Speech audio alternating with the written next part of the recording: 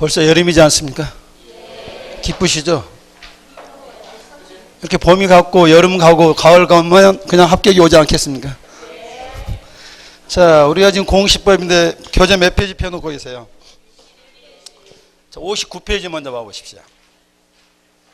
이 그림 보면서 무슨 생각이 들어요? 현재 여러분의 상태입니다. 그렇죠. 잎사귀도 하나 없이 새들은 떠나고 그냥 둥지만 남아있잖아요. 근데 여름, 가을을 잘 보내시면 페이지 넘기시면 10월 달쯤에는 이렇게 바뀌겠죠. 저절로 바뀌겠죠. 자, 바뀌어갈 건지 한번 확인해 보겠습니다. 자, 우리가 지금 공시법인데 공시제도가 이원화되어 있습니다. 무슨 말이에요? 이 말이 안 나오면 앞에 나무가 그냥 말라버립니다. 자, 공시라는 게 뭘 보여줘야 되죠? 사실관계도 보여주고 권리관계인데 사실관계는 국가에서 장부를 만드는데 어디에다 만들어 놓은 거야? 대장이야. 반면에 권리관계는 자, 물론 대장이는 토지대장과 건축대장인데 건축대장은 배웠어요, 안 배웠어요? 공법에서 하시면 되는 거니까 뺐었고 우리가 이제 뭐 했어요? 토지와 관련된 무슨 법? 지적 배웠었죠. 자, 오늘 배울 게 이제 뭐가 되죠? 자, 이 등기부라는 게 옛날에는 종이로 돼 있었는데 지금 뭐로 바뀌었어요? 전산화가 됐는데 등기부 본 적 있습니까? 또 기억이 가물가물해서 제일 마지막 페이지에 넣어놨습니다. 몇 페이지 보시냐면 166페이지 보십시오. 거기 내용을 외우시라는 게 아니라 내 머릿속에 얼개를 짜놓으라고요. 등기부는 그게 몇 부분으로 나눠지는구나. 세 부분이요. 제일 앞에 뭐가 나오는 거야? 표제부, 그 다음에 갑구, 그 다음에 을구. 왜 세 개로 나눴을까요? 보여주고자 하는 걸 세 개로 나누겠다고요. 자, 표제부는 가로 열고 뭐라고 되어 있죠? 토지 표시인데 거기다가 형광펜을 쭉 해놓으십시오. 표제부 하시고 옆에 뭐가 있다? 토지 표시인데 만약에 이게 건물 등기라면 뭐라고 나왔겠어요? 건물의 표시로 나왔겠죠. 그런데 여기 표제부는 이걸 보고 베끼는 겁니다. 대장을 보고. 토지라면 무슨 대장? 토지대장. 건물이라면 건축대장에서 이 표제부를 우리가 뭐라고 불러요? 사실의 등기인데 그러면 민법 실력 동원해서요. 표제부는 추정력이 있을까요, 없을까요? 답이 나와 있죠. 표제부는 뭘 보고 베끼는 거야? 대장을 보고 베끼기 때문에 표제부는 뭐가 없다? 추정력이 없다. 이 말도 여기서 끄집어 넣으시는 거죠. 자, 일단 표제부 보시면 자, 표시번호 3번만 봐보시면 접수일자 며칠? 15년 7월 7일. 소재는 금천구 시흥동. 이게 소재고 집원은 107번. 지목은 대. 면적은 100제곱미터인데 2번과 3번 비교했더니 뭐가 바뀐 거예요? 2번에는 지목이 답이었다고 뭐로? 대로 바뀌었다고요. 그래서 원인란은 뭐라고 써놨어요? 지목 변경. 그러면 땅 주인은 구청에 먼저 갔을까요? 등기에서 먼저 갔을까요? 칠판에 답이 있습니다. 구청 가서 먼저 뭐 하고 여기서 지목이 변경되니까 이거 가지고 뭐 하는 거예요? 이렇게 변경한 거라고요. 일단 표제부도 사실관계 나오는 이건 등기관이 조사하는 게 아니라 뭘 보고 베낀다?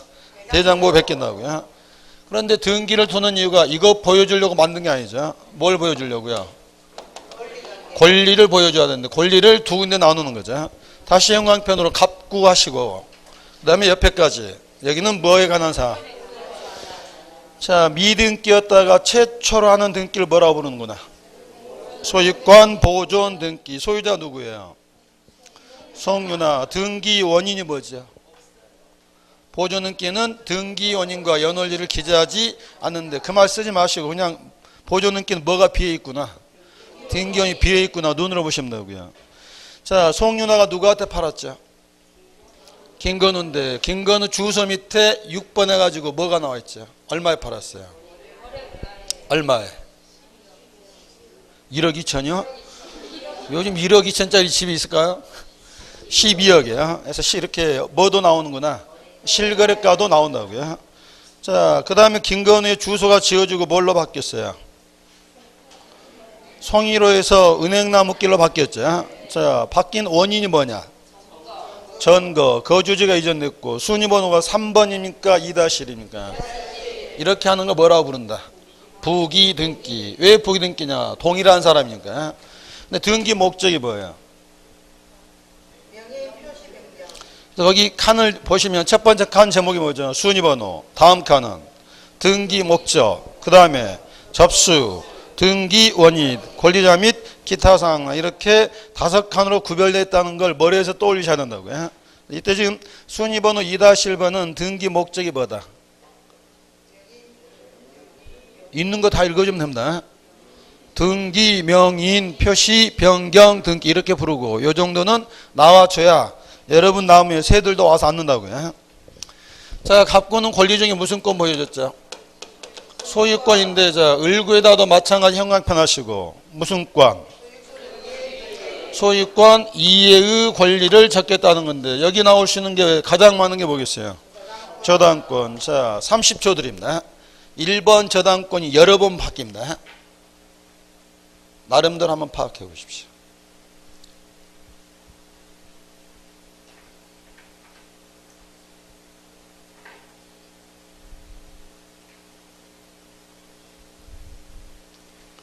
실제 등기 봐도 저당권에 이렇게 변화가 많습니다. 자, 순위번호 1번 저당권 채권액은 얼마짜리였고요? 5억이고 이자는 연 6푼, 채무자는 송윤아, 저당권자는 설경구. 둘이 무슨 사이예요? 어디 거기 써졌어요? 그냥 저당권자는 누구고 설경구고 채무자는 누구지? 송윤아지. 어디 거기 부부라고 써졌어요? 자, 순위번호 1-1번 뭐가 바뀌었어요? 에서 느끼실 게 뭐냐면 소유자만 주소가 바뀌는 게 아니라 누구도 바뀌는구나. 저당권자도 주소가 바뀌면 등기명인 표시 변경을 하는구나 라는 걸 느끼시라고요. 순위번호 1-2번은 뭐가 바뀌었어요? 금액이 얼마였는데? 5억이었는데 얼마로? 7억. 근데 7억 밑에 제가 써놨죠. 종전 금액 5억은 뭐 하세요? 그럼 지금 여러분이 하시라고요. 빨간색 볼펜으로 얼마를 지우는 거예요? 5억을 지어주는 게 맞다고요. 자, 그 다음에 순위번호 1-3번은 또 뭐가 바뀌었죠? 뭐가 바뀌었죠 지금? 자, 아까 송윤아가 누구한테 팔았어요? 김건우한테 팔았죠. 그럼 김건우가 샀으면 채무도 인수했겠죠. 채무자가 송윤아에서 누구로 바꾼 거야? 김건우. 자, 김건우 밑에 제가 또 써놨죠. 종전 채무자 송윤아는 뭐 시키는 거다? 실제 등기는 이 말이 나오는 게 아니고 그냥 지워주는 겁니다. 여러분 이제 채무자 송윤아 주면서 그렇지. 채무자가 송윤아에서 누구로 바뀌었으니까? 김건우로 바뀌었으니까 떠나간 송윤아는 뭐하고? 지워준다고요. 순위번호 1-4번은 변경입니까? 이전입니까? 이전이죠. 1-1, 1-2, 1-3은 무슨 등기고? 변경이지만 1-4번은 이전이죠. 그럼 뭐가 바뀐 거예요? 그럼 저당권자가 누구에서 누구로 바뀌었죠? 설경구에서 임종성 바뀌었죠. 자, 임종성으로 바뀌었으면 또 누구 지어주겠어요? 또 그럼 빨간색으로 뭐 지어주는 거야? 1번에 있는 설경구의 이름, 주소, 번호를 빨간색 지어주면 되겠죠. 그걸 넣어놓은 이유가 저당권 내용이 이렇게 여러 가지 바뀔 수도 있고 하나의 주등께 여러 개의 부기등기가 나올 수도 있다고요. 자, 오른쪽 페이지 보시면 1번서부터 11번까지 쭉 돼 있죠. 지금 안 봐도 됩니다. 마지막 시간에 쭉 보면서 이런 것들이 다 설명이 돼 있을 거거든요. 마지막에 한번 확인하시라고요. 그래서 등기법 하실 때는 등기 이렇게 떠올리시라고요. 제일 앞에 뭐가 있더라? 표제부, 갑구, 을구 이렇게 몇 부분으로 세 부분 나눠진다고요. 자, 그걸 이제 염두에 두시고 자, 61페이지로 보십시오. 자, 첫 페이지는 너무 세게 줄 그려가지 마시고 1번 등기 기능 한 단어만 동그라미 친다면 거래 안전이야. 왜 등기를 두느냐? 등기 보고 부동산 거래에서 거래가 마을 수 있도록 안전하게 될 수 있도록. 자, 큰 2번에 가로 1번은 줄 대지 마시고 머리에서만 종이에서 뭐로 바뀌었다. 그러면서 이렇게 되면서 표현들을 좀 바꾸면서 등기법에도 용어 정의가 나옵니다. 거기 가로 2번 용어의 정의에다 별표 크게 하시고요. 다 줄 긋지 마시고 제목들만 밑줄에 해보십시오. 1번 뭐가 있죠? 등기 기록. 2번 등기부. 3번은 등기부 부본 자료. 4번은 등기필 정보까지만 하시고, 자, 그건 나중에 읽으시면 되기 때문에. 옛날 종이일 때는 뭘 하겠냐면 등기 용지 그랬습니다. 종이였으니까. 근데 이제는 전산화되면 종이가 아니잖아요. 그래서 표현을 뭐라고 바꾼 거예요? 등기 기록 바꿨습니다. 그러니까 의미는 같은데 이렇게 표현이 바뀐 거고요. 그 다음에 옛날에는 이 등기 용지를 전부 다 모아놓은 게 뭐죠? 그러면 등기부가 옛날 등기소 하면 어떻게 있었겠어요? 종이를 낱장을 붙여놨을까요? 바인더에다 편찬해놨습니다. 그래서 여기 무거동 1책 1권 아마 한 80개 정도씩 묶어놨는데, 이제는 종이가 아니라 전산화됐을 때는 이 등기부의 개념도 바뀌어야 되죠. 주름 긋지 말고 읽어보시면 뭐가 떠오르십니까? 서버요. 지금은 종이로 모아놓는 게 아니고 어디에다, 이게 저장되어 있는 서버를 뭐라 한다? 등기부 표현한다고요. 옛날에는 등기부 종이를 묶어놓은 게 등기부지만 지금은 말은 그대로인데 개념이 바뀌었다고요. 이런 등기 기록이 저장되는 뭘 말한다? 서버를 뭐라 한다? 등기부 그런다고요.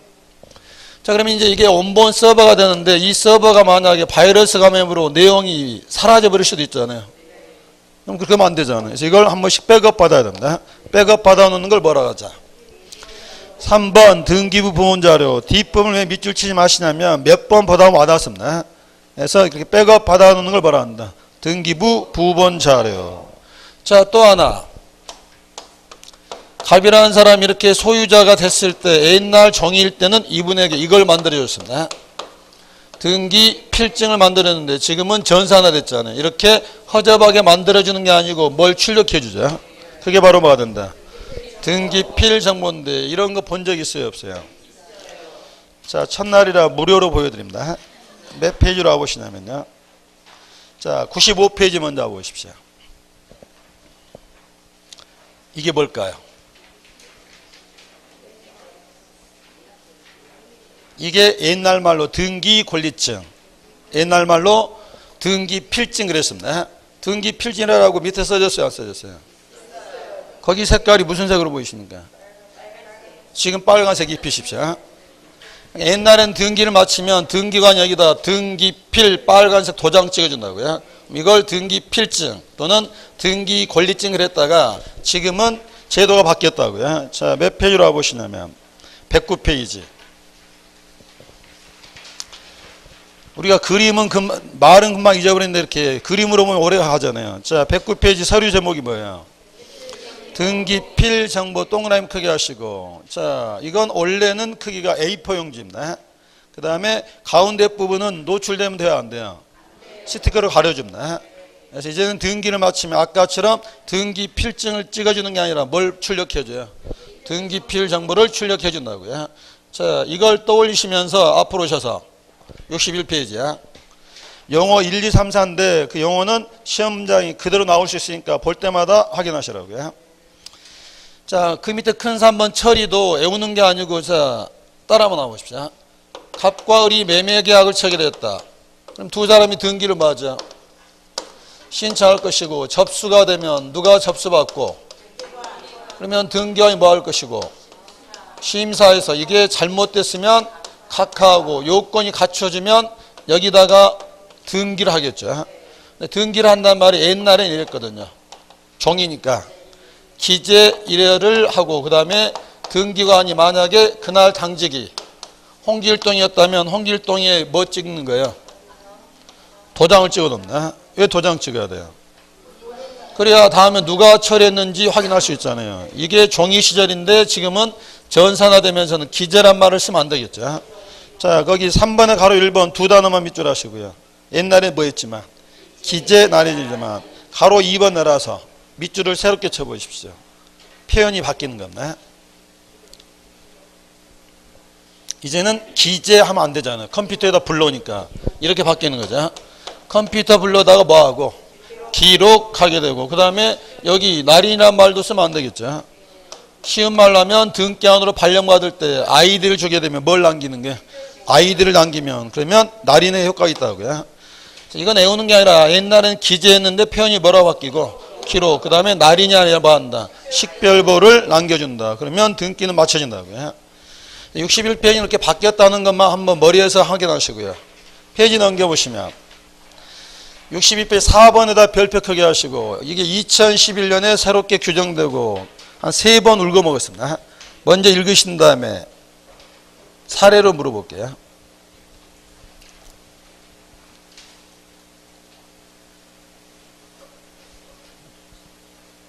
접수 시기와 효력 발생 시기인데 이건 매년 나온다고 보셔도 됩니다. 자, 신청을 한 때가 5월 26일입니다. 5월 26일이 무슨 요일이죠? 무슨 요일이 있어요? 금요일이죠. 자, 금요일 5시 50분에 접수가 됐습니다. 자, 등기관은 야근할까요? 퇴근할까요? 퇴근해야 되죠. 그럼 이제 언제 출근하죠? 다음날 출근해서 심사한 때는 이제 언제? 5월 29일 9시 10분에 컴퓨터 열어봅니다. 왜 9시 안 열어보고요? 출근해서 커피 한 잔 마셔야 되잖아요. 그래서 9시 10분에 심사하고 여기다 뭐하고 기록하고 이렇게 아이디를 남겼습니다. 자, 그러면 누구 것 됐죠? 을 것 됐죠. 을이 소유자가 되는 시점은 5월 26일일까요? 아니면 5월 29일일까요? 그래서 그 말입니다. 그래서 가로 2번이 더 중요한데 등기관이 등기를 마치면 마친 때가 아니라 소급합니다. 언제로? 접수한 때력이 발생한다. 그러면 뒤에 나올 말이지만 미리 봐보면 현재 9시 10분인데 여러분이 이분이 일이 밀려서 10시 10분에 지금 작업 중입니다. 여러분이 5월 29일 날 9시 10분에 열람을 하거나 증명서 떼면 이게 발급이 될까요? 안 될까요? 지금 무슨 말이냐면 접수해서 지금 등기관이 심사 중이잖아요. 근데 하필 이 시간에 이거 등기를 떼러 들어갈 수도 있잖아요. 그럼 증명서나 열람 발급이 되느냐 안 되느냐? 된다고요. 또 이렇게 처음 듣는 표정을 하네. 자, 지난번 등기 나눠줄 때 첫 페이지에 있었습니다. 신청사건 처리 중 이렇게 도장 찍어서 나온다고요. 제가 그래서 부동산 거래할 때는 돈 10원이 넘어가더라도 700원 들여서 뭐 해봐야 된다고요? 떼봐야 된다고요. 그래서 이건 도장 나오면 바로 무슨 말이 돼요? 현재 뭐 한다? 처리 중이라는 걸 알려주기 때문에 그때는 돈 넘어가는 게 멈춰야 된다고 그랬잖아요. 그래서 일단 그게 이제 뒤에 나올 말이고요. 일단 접수 시기는 언제요? 여기에 뭐 한 때? 저장된 때고, 그다음 효력은 등기를 마치면 언제로? 접수한 때 소급 회전이 발생한다고요. 4번 꼼꼼히 받으시고요. 반면 아래쪽 SS2번은 지금 보지 마십시오. 한 바퀴 더 돌고 쭉 보다 보면 뒤에서 나올 말들이 다 이게 이때 개정됐구나, 그 뜻이었구나, 나중에 확인만 하시면 되고요. 자, 오른쪽 가시면 제2절 뭐라 넣었죠? 자, 이것도 사실은 지금 안 보고 한 바퀴 돌고 보는 게 나는데 일단 기준만 잡아봅시다. 등기의 종류는 나눌 때 기준이 몇 가지가 있다. 몇 가지 기준? 4가지 기준이야. 자, 첫 번째 대상이다 동그라미 하시고 대상에 따라서 뭐로 나뉜다. 사실의 등기와 권리 등기 정도만 밑줄 하시고 이 말을 제가 설명했을까요? 안 했을까요? 여기 있잖아요. 표제부를 뭐라 하고 사실의 등기, 갑굴구를 권리 등기인데 거기 가로 1번 사실의 등기라는 별표를 하시고 설명은 뒤에서 다 될 것들입니다. 나중에 복습할 때 하나 확인하시고요. 두 번째 뭐에 따른 분류? 내용이다 동그라미 하시고 종류 몇 가지죠? 뒤에서 나올 것들이니까 지금은 제목이다만 밑줄 하시고 읽어만 볼게요. 1번 무슨 등기? 기입 등기. 2번 3번 경정 등기. 4번 5번 6번. 그래서 강론에서 이번에 자세히 볼 것들이기 때문에 이렇게 내용에 따라서는 6가지 있구나 보시면 되고요. 자, 세 번째는 뭐에 따른 분류죠? 방법 또는 형식에다 동그라미 하시고 형식에 따라 명칭만 잡아보십시오. 무슨 등기하고? 주등기와 부기등기인데 이거 본 적 있어요 없어요? 주등기를 다른 말로 뭐라고 부를까요? 왜냐하면 번호를 매기는 형식이 1, 2, 3, 4 가는 거예요. 아까 부기등기 뭐가 있었죠? 1-1, 1- 이렇게 하는 게 뭐다? 부기등기인데 부기등기에다 별표만 쳐두시고 뒤에서 따로 나오고 이건 종합 문제이기 때문에 지금 볼 게 아니라 앞에 것들 다 본 다음에 마지막에 모아서 보시면 되고요. 네 번째는 뭐에 따른 분류다? 효력에 따른 분류 두 가지 명칭 잡으시면 종국 등기 다른 말로 뭐라 하고 본등기 그 다음에 효력이 없는 걸 뭐라 하고 예비등기인데 지금은 이 말을 더 많이 씁니다. 그러니까 가등기는 하더라도 효력이 있다 없다? 없다. 언제 효력이 발생한다? 이 본등기를 또 다른 말로 뭐라고도 부른다? 종국등기야. 가등기는 워낙 중요하기 때문에 뒤에서 할 거니까 여기서도 효력에 따라서 뭐와 뭘로 나뉜다? 본등기, 가등기 이렇게만 목차만 잡으시고요. 뒤에서 나올 것들이니까 종류는 이렇게 일단 총론에서 나눌 수는 있구나라만 보시면 되고요. 페이지 넘기시면 64페이지 제3절 뭐라고 되겠죠? 거기다는 별표 한 3개 쳐두시고 거기서는 절대 뛰어넘으면 안 됩니다. 목차가 몇 개로 구성되어 있어요? 등기 대상에서 목차가 크게 몇 가지로?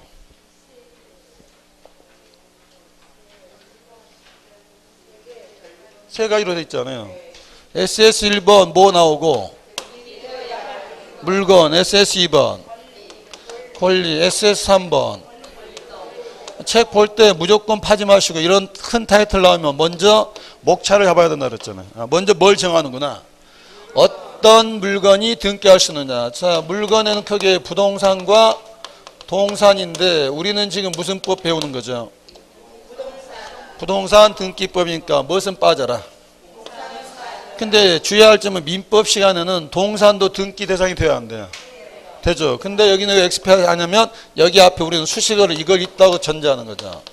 무슨 법상? 부동산 등기법상 등기 대상이 되는 물건은 당연히 뭔만 부동산이고 동산은 특별법의 대상이 될 뿐이라고요. 뭘 보고 부동산이라고 하지? 토지 및 그 정착물을 부동산이다. 그러면 당연히 토지는 독립한 물건으로서 뭐 해야 되는 거예요? 등기 대상이 되는데 토지는 용도에 따라 지목을 설정을 하죠. 몇 가지 지목? 28가지 지목을 한번 읊어보십시오.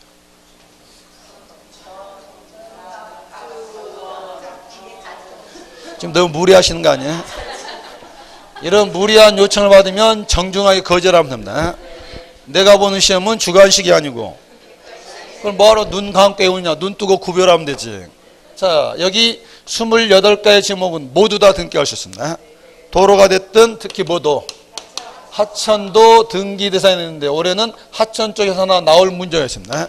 자, 거기 박스에다 별표를 하시고 내용은 줄 긋지 마시고 박스에 1번 무슨 뜻이에요? 한때는 하천이 국유였기 때문에 등기를 안 뒀습니다. 지금은 국유제가 폐지됐기 때문에 국가하천이든 지방하천이든 등기 대상이 돼서 뭐도 나오고 소유권 등기 나오고 저당권 등기도 나올 수 있다고요. 그러면 그게 뭐가 어려워졌냐. 자, 3번에다 별표를 하시고 2번은 어디 갔죠? 2번은 하천에 빠져버렸습니다. 자, 그러면 3번이 시험에 나올 건데 무슨 뜻이 돼요? 하천이 이렇게 변천을 가졌습니다. 종전의 하천은 중요한 국가자원이기 때문에 국유지였다. 이 말은 뭐의 대상이 될 수 없다. 소유권 대상이 되지 않았다. 뭐도 안 둔 거예요. 등기를 안 뒀습니다. 그래서 2008년 전까지만 하더라도 등기법 단골 정답이 뭐냐면 다음 중 등기할 수 없는 물건은 하천이었습니다. 하천은 국유니까 뭐 안 뒀어요. 등기 안 뒀는데 이 하천법을 해서 국유제를 폐지했단 말은 하천도 뭐에 대상이 된다. 물론 그래도 소유자는 주로 누구 계세요? 국가나 지자체지만 소유권 대상이 된다. 그러면 이제 이게 바뀌죠. 뭐의 대상도 된다. 이 하천에 대해서 소유권자도 나오고 저당권자 나오고 나올 거 다 나온다고요. 그런데 이걸 개정하면서 이제 생각을 한 거죠. 그러면 여기다 용익권도 나올 수 있느냐. 만약에 여기에다가 이만치 범위를 정해서 A한테 지상권을 설정해 줄 수 있겠느냐. 자, 강물이 이렇게 흐르다가 딱 이걸 보는 순간 강물도 법은 알아야 됩니다. 여기 뭐가 있다. 배타적 용익권이 있으면 우리는 이리 들어가서는 안 된다. 그럼 강물이 어디로 가야 돼요? 강물은 왜 강물이에요? 흘러야 되잖아요. 그런데 이 강에다가 뭐 해버리면 지상권 등기 하게 되면 강이 흐를 수가 없잖아요. 그래서 거기 네 가지인데 내가 한마디로 퉁치면 어떤 것들이야? 그래서 하천에서는 소유권도 나오고 저당권도 나오는데 거기다 하나 쓰신다면 왜일까요? 물어봤죠. 한문 하나만 쓰면 되겠죠. 흐를요. 강물은 뭐야 되니까 흘려야 되기 때문에 지상권, 지역권, 전세권, 임차권은 나올 수 없다고요. 토지는 별 문제 없고 그 하천 쪽에 그 하나만 좀 영어로 주의하시면 되고요. 다시 이제 그 정착물 해석해 보시면요. 여기서 그 정착물 이게 토지다. 여기 무고동 14번 땅 토지 당연히 등기 대상인데 여기 정착물이 있다. 이 나무는 동산이다 부동산이다. 여기 뿌리도 견고하게 심어져 있습니다. 동산이다 부동산이다. 저는 물어봤습니다. 부동산이다 동산이다. 칠판에 답이 있어요 없어요? 토지만 부동산이 아니라 그 정착물도 뭐다? 부동산인데 여기서 그는 누구를 가르쳐요? 여기서 그는 토지를 가르치는 거예요. 토지만 부동산이라 토지의 정착물도 부동산이기 때문에 이 나무도 뭐예요? 부동산이잖아요. 이 나무는 누구 거예요? 자, 거기서 이제 나오죠. 부동산인데 이 나무는 물건으로서의 뭐가 없어요? 독립성이 없고 토지의 일부로서 토지에 뭐가 되는 거예요? 부합되기 때문에 따로 등기를 둘 필요는 없잖아요. 그러니까 나무도 부동산인데 이건 뭐의 일부지? 토지의 일부니까 따로 등기를 안 둬도 된다고요. 물론 이제 민법 배웠으니까 뭐가 하고 싶은 말이 있죠. 근데 부동산 등기법이 아니라 뭐 하게 되면 임목에 관한 법률에 따르면 임목 등기하면 토지가 뭐가 되죠? 별개 부동산 될 수도 있고 또 뭐가 있어요? 명인 방법 갖추면 독립한 물건으로 봐주지만 우리는 지금 출발이 뭐라고요? 부동산 등기법에서는 정착물은 따로 등기 대상이 되지는 않는 거라고요. 근데 이 중에 하나 봐주는 게 있다고 그랬죠. 자, 이게 무고동 14번 갑의 땅인데 이렇게 뭐가 있더라. 얘는 건물일까 아닐까? 건물이 아닙니다. 얘는 신형 비행기입니다. 자, 건물이 되려면 세 가지 요건 중에 건물은 토지에 봐야 돼요. 정착돼 있어야 되죠. 자, 이 건물은 당연히 정착물이죠. 누구 거예요? 여기서 달라지죠. 우리 민법은 이 건물은 토지와 뭐로 보죠? 독립한 물건으로 본다. 얘는 토지에 뭐하지 않는다. 부합하지 않는다. 그러면 건물은 토지와 별개 부동산으로 보기 때문에 그러면 건물은 따로 뭐라 해야 돼요? 등기로 하기 때문에 건물을 제외한 기타 정착물은 등기 대상이 아니지만 정착물 중에 뭐에 대해서는 건물은 따로 등기를 둘 필요성이 있다. 그래서 1번 토지 나오고 2번 뭐가 나오는 게 건물인데 가로 1번 의해서 세 단어가 필요합니다. 건물이라고 하려면 세 가지 요건을 갖춰야 되거든요. 거기 가로 안에 있는 데만 밑줄 치면 외기분단성. 외기분단성이 어려운 말이면 이거 있으라고요. 지붕이 있어야 하늘과 구별이 되고 벽이 있어야 옆에와 구별되기 때문에 이게 이제 어려운 한자로 뭐가 되고 외기분단성이고 그 다음에 두 번째 뭐도 있어야 되고 정착돼 있어야 되고 일정한 용도성. 이 세 가지를 갖췄을 때 뭐가 된다? 건물이 된다. 그러면 거기 그 밑에 당구장 표시에다 별표를 하시고 두 줄 줄은 긋지 마시고요. 지금 눈으로 읽어보십시오. 연습을 하셔야 됩니다. 건물이냐 아니냐를 한 20개를 외울 수가 없잖아요. 우리가 해야 될 건 이게 왜 건물이 아닌지를 이유를 찾아야 되잖아요. 첫 번째는 줄 긋지 마시고 양어장은 건물이다 아니다. 뭐가 없어서? 지붕이 없어서. 주유소 캐노피는 건물이다 아니다. 뭐가 없어서. 읽을 때도 나름대로 뭔가 아닌 근거를 대시라고요. 거기 호텔로 이용되는 폐유조선은 건물이다 아니다. 왜? 바다에 떠 있지 토지에 붙어 있는 게 아니라서. 자, 모델하우스는 건물이다 아니다. 일정한 전시기간 끝나면 없어지기 때문에 용도성이 없어서 뭐가 아니다. 건물이 아니다. 오른쪽 페이지 상단의 표를 보시면 등기 대상이 되는 물건에서 첫 번째 칸 제목이 뭐죠? 토지. 두 번째 칸 건물. 세 번째 칸. 거기 있는 것들을 그냥 외우지 마시고 나름대로 근거를 대시라고요. 다시 왼쪽 돌아오셔서 아까 주유소 캐노피가 뭐죠? 주유소 가보셨습니까? 비 올 때 주유하더라도 비 맞아요 안 맞아요? 기둥은 세우고 지붕은 있는데 뭐가 없어요? 근데 이거 건물이라고 할 수 없는 이유가 뭐가 없어서. 그런데 시골에 가면 뭐가 있죠? 축사도 지붕은 있지만 기둥이 있지만 뭐가 없어요? 건물이도 아니다. 건물이 아니라고요. 그러면 농민들이 이거 하나 지으려면 이것도 5천만 원에서 1억인데 무슨 돈이 있어서 짓겠어요? 농협 가서 뭐 받아야 되죠? 농협에서 뭐 해야 돼요? 저당권을 해줘야 되는데 이걸 건물 등기 해달라 했더니 등기소는 받아줘 안 받아줘? 안 받아줬다고요? 뭐가 없으니까. 그래서 국회의원들이 법을 만들었다고요. 법 이름이 뭐다? 거기 박스에다 별표를 하시고 개방형 축사에 관한 특례법 만들어서 자 거기 요건 중에 3번이 중요한 말이죠. 지붕은 있어야 되고 그 다음에 뭐라고 됐죠? 견고한 구조를 갖추면 되지 벽을 요건으로 하지 않았다고요. 중개사 시험은 아마 거기야. 개방형 축사는 뭐가 없어도 벽이 없어도 건물 등기 대상으로 받아는 주겠다라고만 알아도 되지만 만약에 마음 먹고 어렵게 낸다면 4번, 5번도 알아두셔야 한다고요. 4번이 왜 필요할까요? 등기관은 현장에 나갈 수 있어요, 없어요?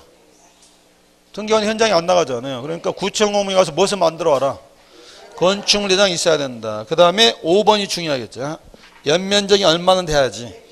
200제곱미터는 초과할 때만 한다. 독립한 등기를 인정해 주겠다고요. 자, 그게 이제 건물주에서 좀 중요한 말이고 가로 2번은 줄대지 마시고 건물의 개수는 누구 마음이다. 소유자 의사에 따라서 하나로 할 수도 있고 두 개로 할 수도 있는데 자 이게 또 아파트에서 이거 몇 세대짜리죠? 이거 물어볼 때마다 얼른 대답해야 되죠. 왜 이게 60세대라고 그랬죠? 모르셨어요? 자, 여러분이 합격하려면 평균 몇 점 나와야 되죠? 그래서 여러분들이 이렇게 예체해야 되는 이유가 이렇게 예체다 보면 시험장에서도 무조건 몇 점을 맞고 들어가는 거예요. 제가 이거 물어볼 때마다 짝꿍이 대답하기 전에 먼저 대답해야 됩니다. 몇 세대라고요? 이렇게 예체했는데 60점 안 나오고 100이겠습니까? 근데 보면 이렇게 대답을 안 하신 분들이 꼭 57점 나옵니다. 몇 세대라고요? 이걸 뭐라고 그러지? 이걸 뭐라고 불러요? 전유 부분인데 사실 물리적으로는 몇 개예요? 물리적으로는 하나의 건물인데 이걸 구분해서 1부동산을 봐주기 때문에 이걸 뭐라 그러는 거야? 구분 건물한 뜻의 의미가 물리적으로 하나이지만 그 건물의 일부를 구분해서 내가 뭐 하겠다? 단독으로 쓰겠다. 그래서 이렇게 되면 등기를 해주는데 독립한 물건 취급하기 때문에 이렇게 되려면 두 가지 요건이 필요합니다. 밑에 줄은 너무 세게 긋지 마시고요. 무슨 요건이 필요하다고 되어 있어요? 가로 안에 구조상, 이용상, 독립성도 있어야 되고 동시에 주관적 요건으로 모두 필요하다.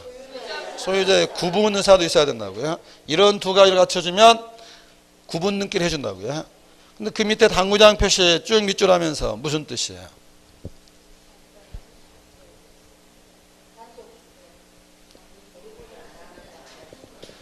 자, 다시 묻습니다. 자, 이게 법률상 물건은 60개일까요? 1개일까요? 라고 대답하고도 편하십니까? 그렇죠. 1개일 수도 있고 60개일 수도 있다. 객관적 요건보다 중요한 게 뭐가 중요하다? 자, 하나건설 회장님께서 나는 이건 구분 등기할 생각이 없다. 그러면 몇 개가 되는 거고 1개가 되는 거고 구분하겠다 하면 몇 개가 되고 구분 등기가 된다고요. 중요한 건 독립성도 중요하죠. 뭐가 중요하다? 소유자 의사에 따라 달라질 수 있으니까 이건 1개가 될 수도 있고 60개가 될 수도 있다고요. 자, 그럼 밑에 공용 부분 두 가지 묶어만 두시고 폭도는 등기 대상이 아니다. 누가 봐도 명백하기 때문에 등기 대상이 아니다. 등기가 없지만 규약상 공용 부분 자 여기 있는 관리사무소는 이게 단지 안에 있으니까 여기 아파트 주민까지 바깥에 있으면 얼마든지 독립한 물건이잖아요. 그러니까 얘는 객관적으로는 물건이기 때문에 건물로 등기 대상이 되는데 고민은 갑구로에다 소유자를 쓴다면 몇 명 써야 돼요? 60명 쓰게 되면 얼마나 복잡하냐. 그래서 규약상 공용 부분은 뭔만 두는 거죠? 갑구와 을구는 안 두고 표제부를 두는데 표제부에 뭐라고 한마디는 언급해 줍니다. 표제부에 뭐라고 하겠어요? LH 3단지 뭐다? 공용이라는 문구만 넣어준다고요. 그러니까 복도는 등기 대상이다 아니다. 하지만 관리사무소는 등기 대상이 되는데 희한하게 뭐도 없고 갑구도 을구도 없이 뭐만 표제만 존재한다고요. 뒤에서 나올 것지만 구분검을 여기서 기초는 잡아두시고요. 자, 오른쪽으로 보시면요. 첫 번째 편 외우지 마시고 아까 본 거 정리했으니까 왜 대상이 되는지 안 되는지 잡아가시면 되고요. 두 번째 칸표 있죠. 표 제목이 뭐죠? 거기다 별표 한 3개 쳐두시고 거기 감상할 수 있는 시간을 1분 충분히 드리겠습니다. 시험장 가기 전까지 이와 같은 지문을 100번 만나게 됩니다.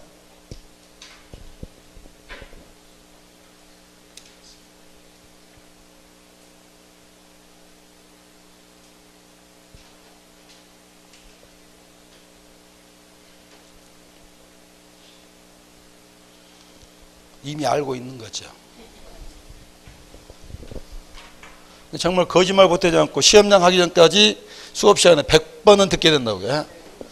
자, 이게 하나의 물건이다. 민법의 대원칙이 일물 일권. 자, 107번 땅 소유자는 갑이다. 일물 일권인데 어느 날 을이 찾아와서 이만치만 나한테 소유권을 넘겨달라. 소유권 이제 넣게 할 수 있겠느냐? 이유는? 만약에 저기만 분할하지 않고 넘기면 일물 몇 권이 돼버리죠. 자, 아래쪽은 누구 거고 갑 거, 위쪽은 을 것 때문에 일물 이권 되기 때문에 부동산 일부에 대해서 뭐 할 수는 없는 거야. 소유권 할 수는 없잖아요. 했더니 어떠면 아니 이거 분할하면 되는 거 아니냐. 자, 분할했습니다. 분할하면 여기 107번 여기는 107의 1번. 자, 그럼 이건 부동산 일부입니까? 부동산 전부입니까?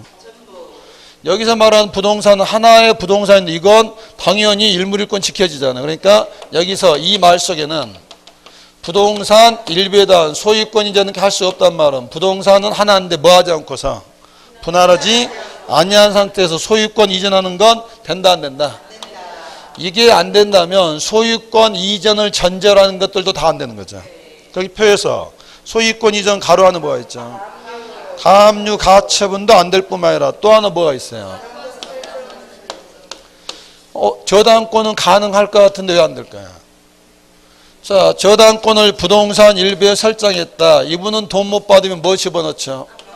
경매 집어넣어서 을이 낙찰 받으면 결국은 일물 이권 되잖아요. 그래서 부동산 일부에 대해서는 소유권도 안 되고 뭐도 안 된다.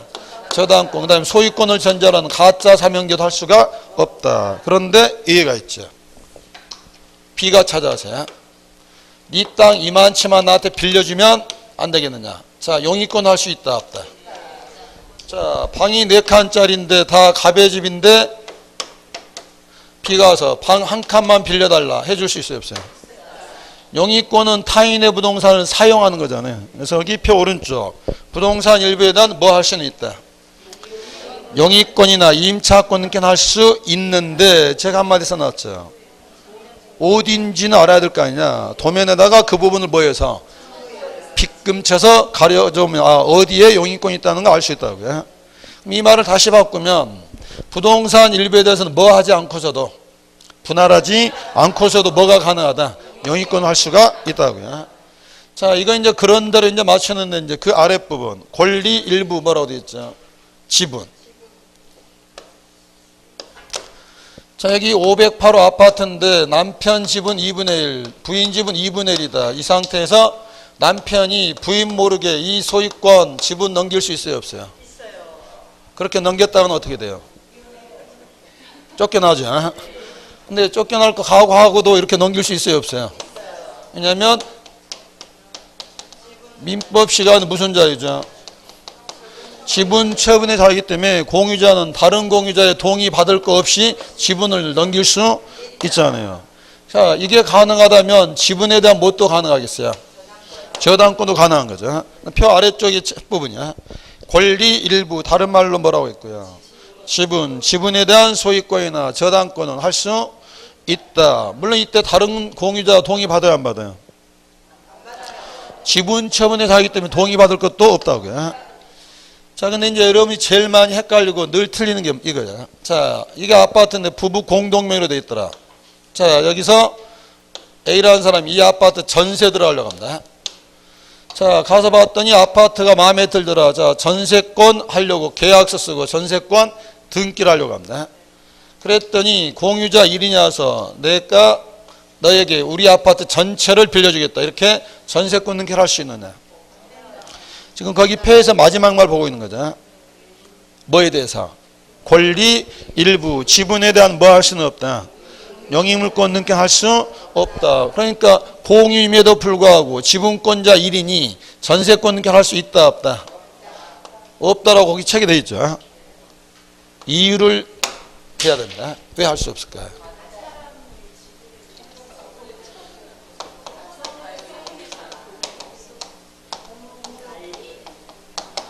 자, 지분 처분은 마음대로 할 수 있는 거지만 공유물 처분은 누가 해야 돼요?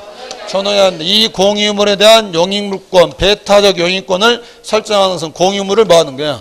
처분인데 처분은 누가 해야 되죠? 그러니까 공유물에 대한 전세권을 못 한다는 게 아니고 하려면 누가 해야 돼요? 공유자 전원하고 하면 되는데 이렇게 공유자 1인이 공유물 전체에 대한 뭐 하는 것은 전세권 하는 것은 민법에 어긋나기 때문에 이건 할 수 있다 없다? 할 수가 없다고요. 그래서 거기 마지막 게 특히 이거 잘 읽어두시라고. 지분 위에 용의권 할 수 있다 없다? 없다. 제일 많이 틀린 게 이거고. 그래서 그렇게 못하는 이유가 공유물에 대한 처분은 누가 해야지? 전원이 해야 되기 때문에 1인이 공유물 전체에 대한 용의권 할 수는 없다고요. 자, 이제 앞으로 이런 말 나오면 또 이렇게 한 10분 들여서 그릴까요? 그냥 눈만 맞추고 넘어갈까요? 그래도 되겠습니까? 제가 사진으로 다 찍어놨습니다. 여기 표 부분은 수없이 나올 말이니까 미리 여기서 잡아두시라는 거고요. 반면에 SS 2번은 목차만 잡아보십시오. 여기야. 자, 등기대하는 권리인데, 자, 목차를 제가 그렇게 잡았죠. 물권과 채권인데, 자, 거기 물권 줄은 긋지 마시고요. 등기할 수 있는 물권 읽어만 주십시오. 등기할 수 있는 물권, 부동산 물권에 뭐 소유권 쭉 나와 있잖아요. 줄 치는 것도 아깝다고요. 줄을 꼭 쳐야 되겠으면 그 밑에 안 되는 것들. 점유권, 유치권, 특수제어권, 분묘기지권은 등기할 수 있다 없다? 비록 물권이지만 등기할 수 없는 물권이 있다는 거고요.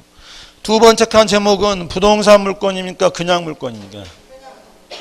그러니까 첫 번째 칸은요. 물권인데 뭐에 관한 물권이고 우리 민법이 권리에 관한 물권도 인정을 하잖아요. 두 번째 칸 권리질권이랄지 특히 채권, 담보권 동그라미 하시고 언제 도입됐다? 2012년에 도입돼서 채권, 담보권도 뭐의 대상이 된다? 등기 대상이 된다 받으시면 되고. 자, 그 다음에 원래 채권은 등기 대상입니까 아닙니까? 물권은 절대권이가 등기를 하지만 채권은 상대권이므로 등기를 하지 않는데 채권 중에서 등기를 해주는 게 바로 뭐가 있어요? 임차권과 무슨 권은? 함매권은 물권이 아닌 뭐지만 채권이지만 얘도 뭐 해준다? 등기를 해준다고요. 이건 워낙 뒤에서도 많이 나오기 때문에 거기 목차만 그래 잡아가시면 되고요. 그 다음에 이제 SS 3번 권리 변동은 자, 이 문제죠. 186조와 187조의 문제인데 이번 주에 민법 어디에 가셨어요? 이거 하셨습니까? 들리는 소문으로는 울산 수강생들이 강의를 잘 안 들어서 손가락이 삐었다고 그러던데요. 자, 이거 한 지 오래됐어요? 얼마 안 됐어요? 늘 하죠. 여기 키워드가 뭘까요? 당연히 등기는 해야 되는데 여기서 키워드는 법률 행위일 때는 뭐 해야 효력이 발산한다?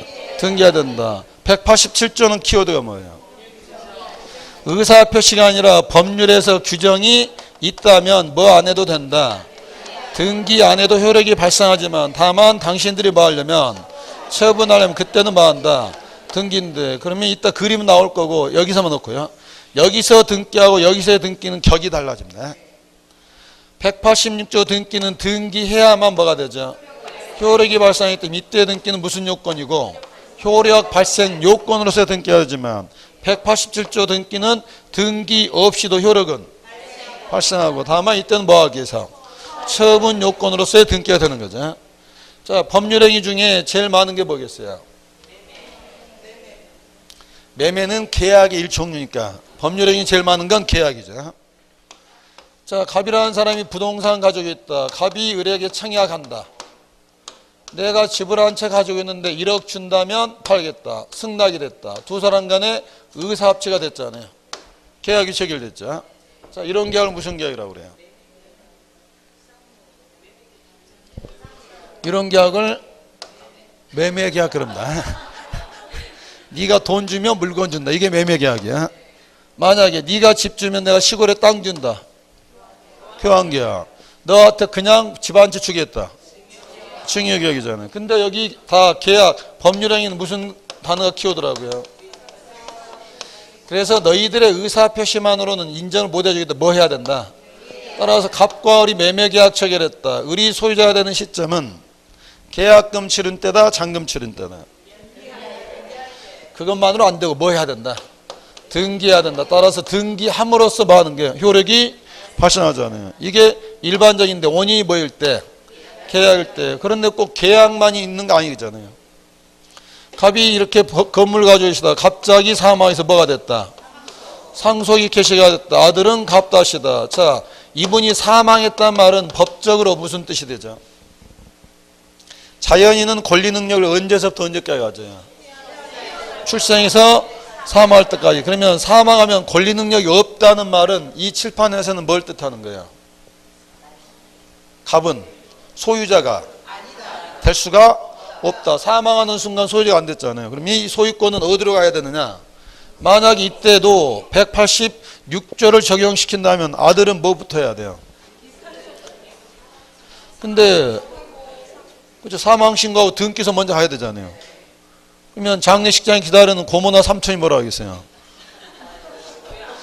그래서 이때는 아버님이 사망하면 뭐 안 해도 등기 안 해도 막바로 누가 앞으로 아들 것 된다. 등기 없이 효력이 발생한다고요. 따라서 상속인은 사실은 등기 안 해도 누가 뭐라 할 사람이 없죠. 자, 그런데 이제 187조 단서가 뭐라는 거예요?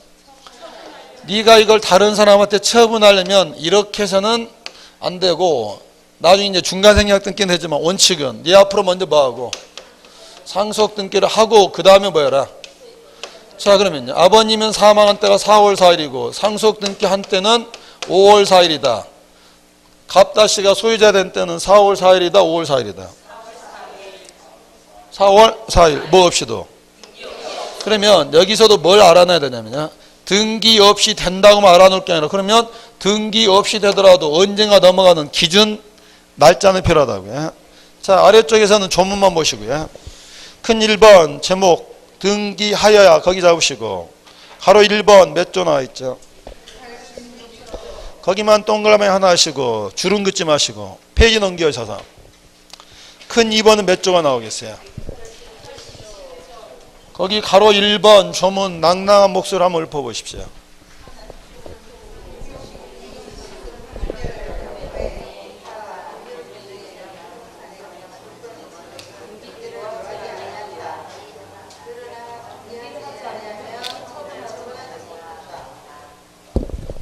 그렇게 읽은 목소리가 저기 산업인력공단 컴퓨터에 저장이 됩니다. 나중에 여러분 답안지 채점할 때 그 목소리가 입력되면 합격시켜준다고요. 자, 가로 2번의 당구장 표시 비교해 보십시오. 186조 등기는 무슨 요건이고 효력 발생 요건으로서의 등기지만 187조는 처분 요건입니다. 두 가지 구별하시고 가로 3번에다 별표 크게 하시고 그 다음에 여기서 뭘 알아놔야 되냐면 등기 없이 넘어가더라도 뭔가 넘어가는 날짜는 알아내야 된다고. 자, 1번 상속이 줄 긋지 마시고 상속 뒤에 언제 효력이 발생한다?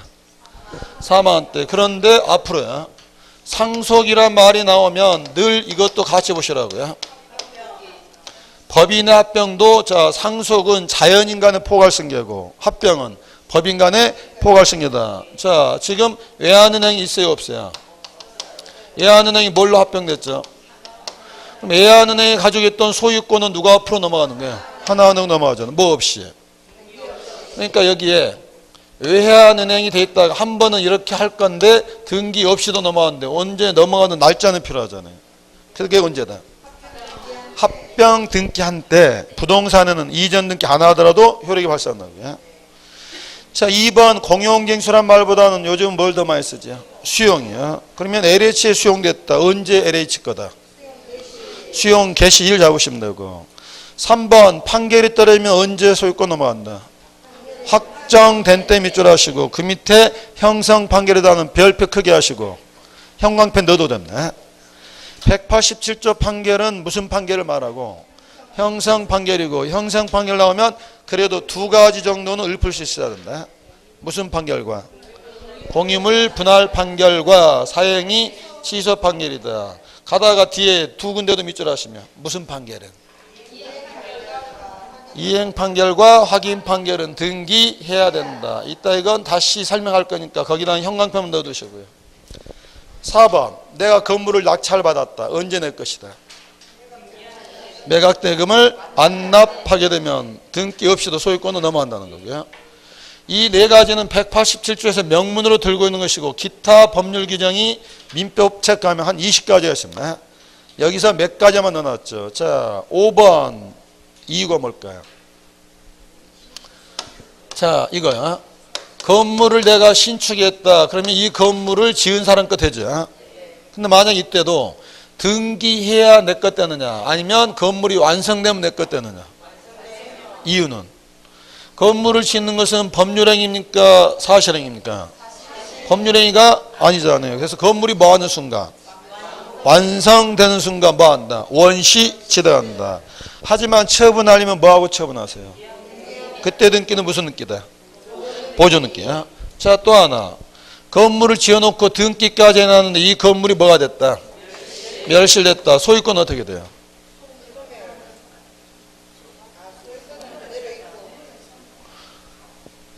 놀라운 사실 여러분 또 보여주겠습니다. 자, 건물을 가지고 있는 사람 소유자 누구? 갑. 그 다음에 여기다 등기에다 뭐 했어요? 소유권 등기 나왔죠. 그러니까 늘 이거 생각하시라고요. 건물이 존재하고 실제로 뭐가 되고 소유자하고 그럼 소유자가 뭐 해놓고 등기해놓고 지금 3단계잖아요. 이 상태에서 건물이 뭐 했다? 멸실됐다. 그러면 이 등기는 유효다 무효다? 자, 거기 6번 잘 봐보시라고요. 부동산이 뭐하면? 그럼 이 갑의 소유권은 있는 거 없는 거예요? 건물이 사라지는 순간 소유권은 사라지잖아요. 그럼 이 등기는 유효다 무효다? 무효가 된다고요. 생각해 보시라고요. 건물은 사라졌는데 등기 없애야 소유권이 사라진다. 말도 안 되잖아요. 건물이 사라지는 순간 소유권은 뭐 없이도 등기 없이도 되는 거. 그러면 그 순간 이 등기는 무효 등기니까 이 등기를 없앴는데 한 번은 뭐 해라? 멸시 등기 하지만 멸시 등기 해야 소유권이 소멸되는 것은 아니라고요. 7번은 민법으로 쭉 가시면 되고 8번은 눈으로 쭉 가신 다음에 이유를 한번 7번 앞에 머릿말에도 써보십시오.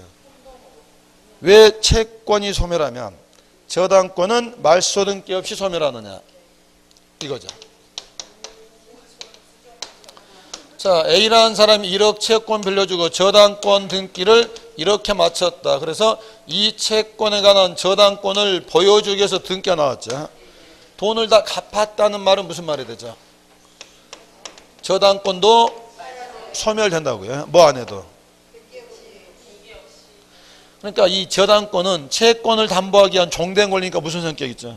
부정성이야. 뭘 갚게 되면 채권이 소멸되면 저당권도 소멸된다. 이 등기는 유효다 무효다? 저당권이 없어져 버렸잖아요. 그러니까 저당권은 말소 등기야 소멸되는 게 아니고 돈 갚는 순간 소멸된다고요. 말소 등기 안 해도 무슨 성격 때문에? 부정성 때문에. 자, 9번도 8번 9번 묶으신 다음에 같이 기하시라고요. 용익물권은 왜 용익물권이죠? 그러면 용익물권은 타인의 부동산을 빌려 쓰기로 기간을 정했는데 기간이 뭐가 되면 만료되면 저당 용익물권은 뭐 한다? 소멸한다. 뭐 없이도. 말소 등기 소멸하지만 물론 한 번은 뭐 하러 가야 되겠어요? 처분하기위해서 말소 등기는 하는 거라고요. 자, 10번은 별표만 채워두시고 뒤에 단독 일단 한번 나올 말이고요. 11번은 유인성에다 동그라미 하시고 읽혀지는가 읽어보십시오.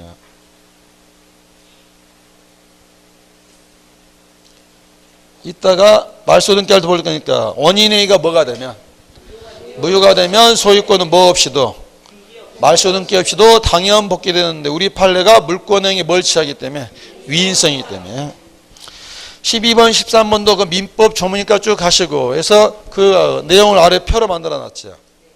절차법적 사항과 실제법적 사항은 어느 게 높죠? 그러니까 실제법적 사항이 몇 조 있죠? 186조인데 이제 이거 하나야. 자, 갑이라는 사람이 물건인데 이 을이라는 사람이 자기 건 줄 알고 20년간 점유하게 되면 동네 사람들은 뭐라고 생각했을까요? 20년간이나 이 사람이 무슨 점이에요? 그것도 자주점유가 무슨 말이죠? 했더니 어떤 사람을 들어? 아, 자주 가서 점유하면 되느냐? 이때 자주는 무슨 의사로? 쉽게 우리말로 하게 되면 무슨 말이냐? 을이 누구 건 줄 알고 자기 건 줄 알고 20년간 점유하게 되면 동네 사람도 다 그렇게 생각했을 거 아니에요. 그래서 그 시간의 효과에 따라서 뭐 한다? 20년이라는 시간의 효과에 따라서 소유권 취득을 인정해 준다고요. 이 취득시효는 법률 행위에 따른 겁니까? 법률 규정에 따른 겁니까? 지가 원해서 하는 게 아니라 20년이라는 사회적 평온 상태에 따라 법률이 인정해 줬잖아요. 그러면 얘는 원래는 여기 들어가야 되겠죠. 시효기간이 완성되면 뭐 없이? 등기 없이 가야 되는데 민법이 A를 인정하죠. 너는 뭐 해야 된다?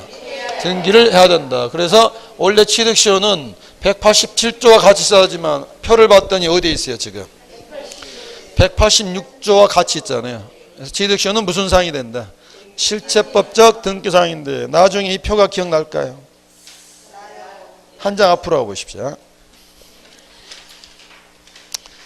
제일 밑에 줄 가로 2번에다 별표를 하시고 점유 취득시효는 민법 몇 조에다 내다? 187조에다 내렸어. A는 뭐 해야 된다? 등기해야 요래 발생하기 때문에 등기해야 되느냐 안 해도 되느냐 정답으로 제일 많이 나오는 게 점유 취득시효야. 왜 그런다고요? 점유 취득시효는 뭐의 규정이지만 법률 규정이지만 A는 뭐 해야 된다? 등기해야 요래 발생한다고요. 그러면 이걸 얼마나 정확히 했는지 봐볼게요. 그러면 자, 을 앞으로 등기를 한다. 이 등기는 공동신청일까요? 단독신청일까요? 등기해야 된다면서요. 이건 단독으로 공동으로? 당연히 뭐로 해야 돼? 공동으로 해야지. 등기는 믿어줄 수 없잖아. 의무자는 누가 되고? 갑, 권리자는? 자, 그럼 우리 갑한테 등기해달라고 등기 청구권 행사하겠죠. 이 등기 청구권의 성질은 채권일까요? 물권일까요?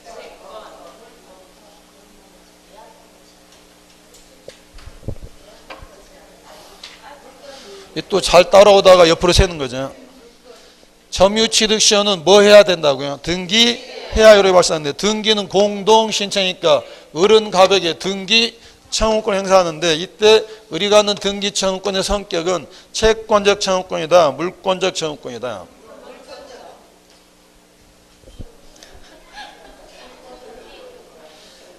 후회하고 있습니다. 괜한 걸 또 너무 믿는 게 아니었는데 자, 을은 뭐 해야 소유자 된다고요?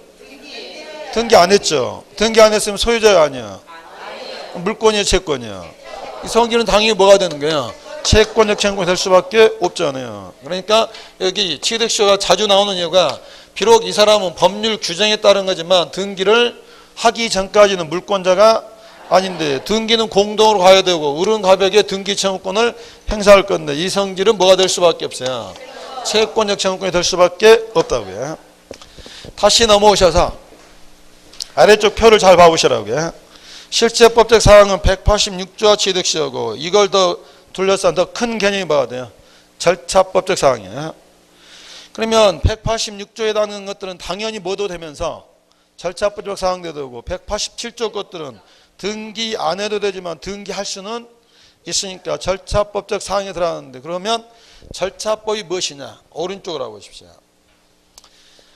큰 3번 제목에다 동그라미 하시고 제목이 뭐라고 되어 있죠? 절차법상. 자, 이제 이것 따져보자고요. 아까는 186조냐 7조냐였는데 이것 따지지 말고 변동의 모습만 놓고 본다면 민법 총칙 첫 시간에 나온 거 다시 이거 나오는 거죠. 권리 변동이라는 게 권리를 발생하거나 권리가 변경되거나 소멸되는데 이때 나오는 등기의 명칭들을 잡아놓고 하시라고요. 자, 가로 1번, 2번 묶어보십시오. 묶고 제목 달면 뭐라고 달겠어요? 발생. 차이점이 뭐예요? 소유권이 처음 발생하면 등기에서 뭐라고 부르자? 보존 등기 부르고, 제한 물권이 발생할 때는 뭐라 한다? 설정 등기이기 때문에 소유권 설정 등기 이렇게 무식한 말 하면 된다 안 된다? 소유권은 설정되는 게 아니라 뭐가 되는 거다? 보존되고, 지상권은 보존되는 게 아니라 설정되는 거를 명칭 잡으시는 거고요. 반면에 3번은 줄대지 마시고 주체 변경, 이전, 3번 밑에 당구장 표시만 밑줄 하시고요. 왜 밑줄 했을까요? 시효 취득과 수용의 법적 성질은 뭐다?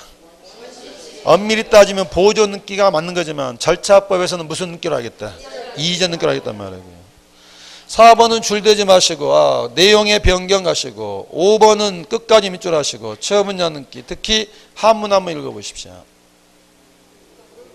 그러니까 처분 제한을 함부로 하면 안 되기 때문에 처분 제한을 하려면 법률에 규정이 있어야 되는데, 동그라미 1번 가로 안에는 3가지 밑줄 하시고요. 가압류, 가처분, 경매가 전형적인 처분 제한인데, 이거 하려면 법원에 뭐가 있어야 된다? 결정이 있어야 된단 말이고요. 2번은 끊어서 밑줄 쳐보십시오. 법률에 규정이 있습니다. 공유자들 우리 몇 년 동안은 5년간은 분할하지 말자. 처분 제한이잖아요. 민법 인정해줬죠. 자, 전세권을 뭐 할 수 없다. 원래 전세권은 양도 전대 자유거든요. 양도 금지 특약을 인정해주고 등기 받아주겠다. 법률에 규정이 있으니까. 마지막 거, 주택법에 뭐가 있다면 금지사항 부기등기. 왜냐하면 분양자가 함부로 담보로 잡히면 안 되잖아요. 이렇게 법률에 규정이 있을 때는 뭐 한다? 처분 제한할 수 있다고요. 자, 6번은 이건데, 6번 소멸은 두 군데 끊어서 밑줄 써보십시오. 권리가 소멸하면 무슨 등기라 하고? 말소 등기고, 물건이 소멸하면 그러니까 명칭들만 잡으시면 되고. 7번은 세모 표시하시고, 아까 관리사무소는 뭔만 딸랑 표제우만 있고 갑 굴고 없을 수도 있으니까 절차법에서는 부동산 표시 등기도 있을 수가 있다 말이에요. 중요한 건 여기 186조, 187조인데 지금 보고 있는 여기 물건, 권리, 권리면동은 두 문제는 나온다고 보시면 됩니다. 등기법에서는 주로 이쪽에서 한 문제가 늘 나오고, 그 다음에 주로 민법에서는 뭐에 대해서요? 186조 7조요. 이 부분은 뛰어넘지 마시고 꼼꼼히 정리를 하시고요. 잠시 쉬었다가 등기 효력을 보도록 하죠.